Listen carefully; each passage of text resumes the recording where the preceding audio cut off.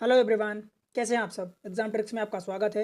SSC ने staff selection commission ने junior engineer की वैकेंसी निकाली है जो सिविल मैकेनिकल इलेक्ट्रिकल ब्रांच के लिए 2025 के लिए।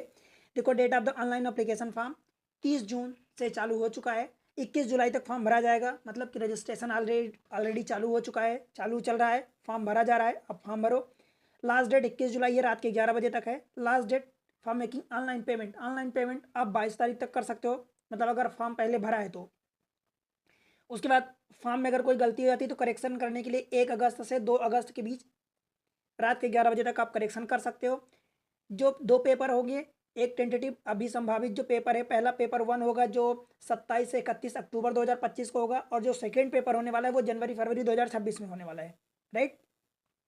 Detail of the post essential qualification, जो एजुकेशनल क्वालिफिकेशन है एज ऑन 1 जनवरी 2026, 1 जनवरी 2026 तक आपका ये सारी चीज़ें होनी चाहिए। जैसे कि BRO border road organization junior engineer civil engineering के लिए पोस्ट है। इसमें सिविल इंजीनियरिंग की डिग्री होनी चाहिए up to 30 year of the age, मतलब आपकी एज जो है मैक्सिमम 30 ईयर होना चाहिए।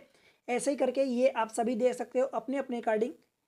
Brahmaputra board of ministry of Jal Shakti जो जूनियर इंजीनियर सिविल के लिए, फिर junior engineer civil electrical and mechanical, ये सारी डिग्री लिखी है यहाँ पर। आखिरी में मैं फुल फॉर्म भी दिखा दूंगा, ये एज लिखी है तो आप अपने अकॉर्डिंग ये देख लें फॉर्म भरते टाइम। फिर बात करें तो ये जो अब्रेविएशन दिया है कि जूनियर इंजीनियर JEE ब्रैकेट में C दिया है, तो मतलब जूनियर इंजीनियर सिविल के लिए सेम चीज़, जूनियर इंजीनियर मैकेनिकल के लिए, जूनियर इंजीनियर इलेक्ट्रिकल के लिए, and junior engineer electrical and mechanical के लिए। राइट। तो ये अब्रेविएशन है, आप अपने अकॉर्डिंग सूटेबिलिटी एज का देखें एंड एजुकेशनल क्वालिफिकेशन देखें। देखो, पर्सन विद डिसेबिलिटी यानी PWD कैंडिडेट जो होते हैं उनके लिए भी रिजर्वेशन दिया गया है, उनके लिए भी पोस्ट है। नेशनलिटी की बात करी जाए तो नेशनलिटी में देखो, सिटीजन ऑफ इंडिया चलता है, subject to Nepal Bhutan, person with Indian origin, उसमें एक कंडीशन होती है तो आप उसको चेक करें। अगर आप इंडियन है तो कुछ भी सोचने की जरूरत नहीं है। राइट। एज रिलैक्सेशन भी दिया जाता है, अगर आपकी एज मैक्सिमम हो रही, ज़्यादा हो रही तो मैक्सिमम के केस में दिया जाता है, मिनिमम के केस में नहीं। राइट। तो मैक्सिमम में अगर आप SC ST में आए तो 5 साल, OBC में NCL में आते हैं तो 3 साल, PWD कैंडिडेट अगर अनरिजर्व में तो 10 साल, OBC में आते हैं तो 10 + 3 13 हो जाएगा, और SC ST में तो 10 + 5 यानी 15 साल हो जाएगा। एक्स सर्विसमैन के लिए 3 साल दिया गया है, डिफेंस पर्सोनल जो भी हैं उनके लिए भी 3 साल। राइट। देखो, मैं आपको इंपॉर्टेंट चीज़ें बता रहा हूँ, बाकी चीज़ें एज यूजुअल रहती हैं फॉर्म भरने के लिए। इंपॉर्टेंट चीज़ें प्रोविजन जो है कंपनसेटरी टाइम, यानी PWD कैंडिडेट जो है जो स्क्राइब आफ्टर करेंगे तो उनको भी प्रोविजन दिया गया है, मतलब उनको 20% एक्स्ट्रा, 20% नहीं 1/3 टाइम एक्स्ट्रा मिलता है, मतलब कि 1 घंटे में 20 मिनट्स उनको एक्स्ट्रा मिलता है अगर स्क्राइब आफ्टर करते हैं तो। स्क्राइब आफ्टर करने के लिए भी उनकी मिनिमम 40% विजिबिलिटी, या जिस भी फील्ड में है तो मिनिमम 40% ब्लाइंडनेस या जो भी है तो वो होना चाहिए प्रॉब्लम। राइट। देन आगे अप्लाई कैसे करोगे, तो आप SSC की वेबसाइट पर जाओ, ssc.nic.in पर जाओ। पहले आपको OTR करना पड़ेगा, मतलब 1 टाइम रजिस्ट्रेशन करना पड़ेगा, जहाँ पर आपकी बेसिक डिटेल, मोबाइल नंबर, सारी बेसिक चीज़ें लगती हैं। एंड देन उसके बाद आप आगे बढ़ते हो, प्रोसीड करते हो, एंड आगे की इन्फॉर्मेशन फिल करके फॉर्म को सबमिट करते हो। वहाँ पर आपको मोबाइल नंबर भी लगेगा, राइट, ईमेल ID लगेगी। Last date for the online application देखो मैं बताया कि 21 जुलाई 2025 है, रात के 23 बजे, मतलब रात के 11 बजे तक। Right. Fee can be paid only online में मोड में ही आप पेमेंट कर सकते हो, जो फी लगेगी वो केवल ऑनलाइन मोड में पेमेंट कर सकते हो, जैसे कि भीम हो गया, UPI, नेट बैंकिंग हो गया, अथवा by using visa, master card, maestro, मतलब डेबिट क्रेडिट कार्ड से भर सकते हो। कुछ भी अगर आपको ऑनलाइन फी एक दिन बाद तक कर सकते हो, अगर आप 21 तारीख तक, 21 जुलाई तक फॉर्म भर दिए तो 22 तारीख तो आप पेमेंट कर सकते हो, लेकिन अगर 21 को फॉर्म नहीं भरा है तो 22 को फॉर्म आप नहीं भर पाओगे, ये ध्यान रखना।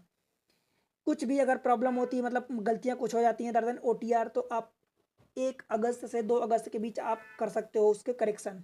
ठीक। सेंटर ऑफ द एग्जामिनेशन देखो, 12 सेंटर दिए गए हैं, मतलब सेंट्रल रीजन में बहुत सारे ऐसे सेंटर दिए गए हैं।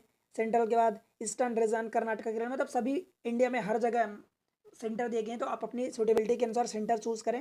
Right. Scheme of the examination की बात करें तो पेपर 1 एंड पेपर 2 होगा। जो पहला पेपर होगा CBT यानी कंप्यूटर बेस्ड टेस्ट होगा, जिनमें से सब्जेक्ट होगी जनरल इंटेलिजेंस एंड रीजनिंग, मतलब रीजनिंग आएगी, जनरल अवेयरनेस, जो रीजनिंग आएगी 50 क्वेश्चन 50 नंबर के होंगे, and general awareness 50 question 50 number के होंगे। 2 घंटे का टोटल टाइम होगा, 2 hours and 40 minutes for the candidate जो स्क्राइब आफ्टर करेंगे, मतलब PWD कैंडिडेट के लिए।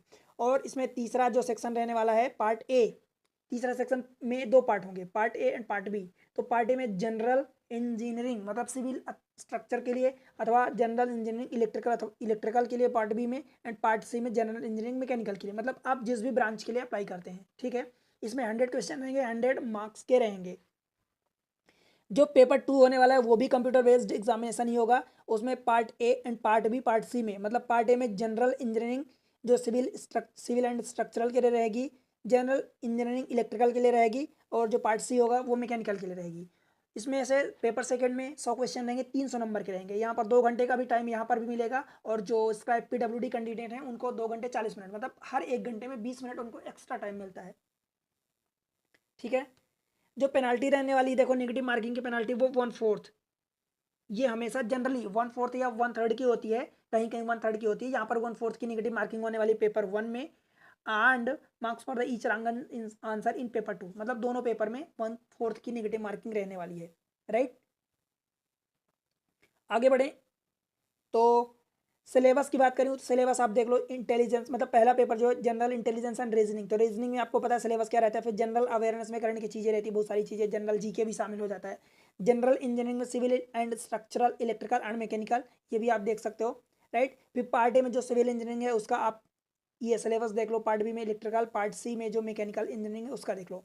पेपर सेकंड में जो बात करूँ तो पार्ट ए में सिविल एंड स्ट्रक्चरल इंजीनियरिंग में बिल्डिंग एंड मटेरियल, बहुत सारे ये सिलेबस है, तो पूरा आप सिलेबस रीड करना, ठीक है। एक बार मैं आपको रिकमेंड करूंगा कि आप इसका जो एक बार नोटिफिकेशन है वो फॉर्म भरने से पहले आप इसको ज़रूर डाउनलोड करके देखो, ठीक है। आपको बेसिक जानकारी मिलती है, मैं आपको जानकारी दे रहा हूँ जितनी है, पर एक एक चीज़ें मैं आपको नहीं बता सकता, अदरवाइज वीडियो लंबा हो जाएगा, राइट। फिर आपको देखने में ज़्यादा बर्डन लगेगा।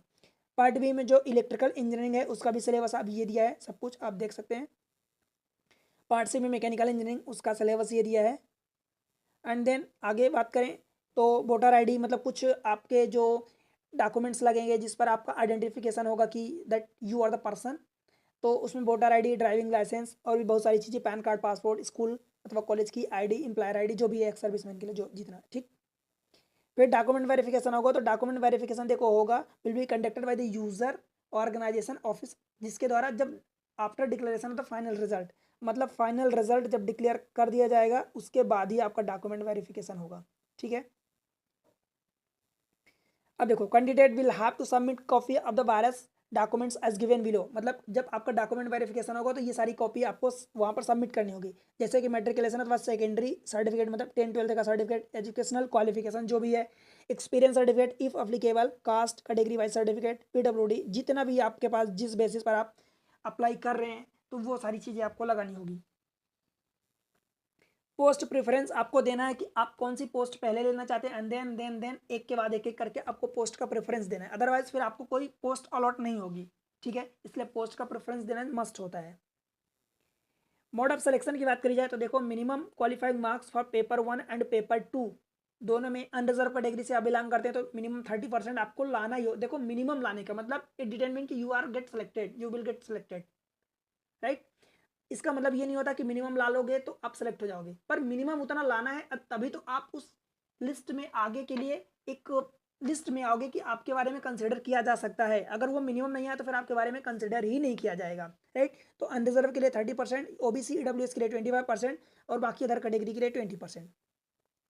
देखो based on the normalisation marks in the paper 1 CBT जो होगा, नॉर्मलाइजेशन का मतलब कि जब एक से ज़्यादा शिफ्ट में होता है तो फिर उनकी डिफिकल्टी के लेवल को इक्वल करने के लिए नॉर्मलाइजेशन किया जाता है। Shortlisted candidate second paper के लिए शॉर्ट लिस्ट किए जाएंगे, and the marks of the paper 2 will be normalised if paper 2 is conducted in the multiple shift. अगर पेपर 2 मल्टीपल शिफ्ट में होता है तो वहाँ भी पेपर 2 में भी नॉर्मलाइजेशन होगा। Final selection and allocation of the post organisation office will be made on the basis of the performance of the candidate in paper 1 and paper 2 of the post. Paper 1 and paper 2 दोनों के marks के basis पर मिलाया जाएगा, and उस आप कौन सी post organisation office जो आप प्रेफर किए हो उसके अकॉर्डिंग आपको मेरिट लिस्ट में रखा जाएगा। SC ST OBC PWD candidate who are selected on their own merit without relaxed standard, मतलब किसी बिना रिलैक्सेशन के will get adjusted, will not adjusted against the reserve category. मतलब अगर आप किसी बिना रिजर्वेशन के आप सेलेक्ट होते तो आपको जनरल कैटेगरी की सीट मिलेगी, ऐसा ही होता है। देखो बाकी चीज़ें तो मैं बता दिया हूँ। रेजोल्यूशन ऑफ द टाई, अगर आप मान लो कि बराबर हो जाता है किसी दो कैंडिडेट का तो फिर टोटल मार्क्स पेपर 2 में जिसके ज़्यादा उसको रखा जाएगा, अगर वो भी बराबर होता है तो marks in the part 1 of the paper A, paper जो 1 होगा उसमें पार्ट ए में, और अगर वो भी बराबर होता है तो फिर पेपर 1 में जो पार्ट 2 है उसमें, फिर डेट ऑफ बर्थ जिसकी ज़्यादा होगी उसको रखा जाएगा, ऐसे करके अल्फ़ाबेटिकल ऑर्डर बाद में देखा जाएगा। अगर आप कुछ माल प्रैक्टिस करते हो, मतलब कुछ भी अगेंस्ट द रूल करते हो, तो वो चीज़ें यहाँ पर आपको डिवाइडमेंट किया जाएगा, मतलब आपको पेनल्टी लगाई जाएगी। ये सारी चीज़ें हैं, आप इसको देख लें। अल्टीमेटली आपको कुछ ऐसा नहीं करना है। Final decision of the commission, जो भी कुछ डिसीजन होगा तो वो कमीशन का ही फाइनल डिसीजन होगा। Important instruction to the candidate, आप चेक करो, मतलब एक बार इन्फॉर्मेशन नोटिफिकेशन जरूर पढ़ना। फिर फॉर्म भरने के टाइम पर आपको पहले OTR करना पड़ेगा, जैसा कि मैं आपको बता दिया, एंड देन उसके बाद आप गो फॉरवर्ड करोगे, आगे मूव करोगे, तो आप बाकी फॉर्म अप्लाई करोगे। ठीक है, सारी इन्फॉर्मेशन वैसे तो मैं बता दिया हूँ, कुछ बचा नहीं खास। तो इस तरीके से देखो, रीजनिंग एंड मैथमेटिक्स, जो भी रीजनिंग पूछी जाएगी इसी चैनल पर, एग्जाम ट्रिक्स पर आपको मैथमेटिक्स एंड रीजनिंग पढ़ाई गई है, आसान भाषा में पढ़ाया गया है। आप उसका फायदा उठाओ, एक नोट्स बनाओ और पढ़ो। बता रहा हूँ कि सारी चीज़ें क्लियर है, सारी चीज़ें क्लियर हो जाएगी, कोई डाउट नहीं बचेगा और अच्छा स्कोर करोगे। और आपको पता है कि रीजनिंग मैथमेटिक्स कितना इंपॉर्टेंट रोल प्ले करती है आपके सिलेक्शन में किसी भी कम्पिटेटिव एग्जाम के लिए। तो आप उसको देखो। ऐसे इन्फॉर्मेटिव वीडियो के लिए और मैथमेटिक्स रीजनिंग के वीडियो के लिए चैनल को सपोर्ट करो, वीडियो को लाइक करके चैनल को सब्सक्राइब करें, अपने दोस्तों के साथ शेयर करें, और कहाँ से वीडियो देख रहे हैं ये जरूर बताएं। कोई भी प्रॉब्लम हो कमेंट सेक्शन में मेंशन करें। मिलते हैं अगले इन्फॉर्मेटिव वीडियो के साथ, तब तक के लिए बाय बाय।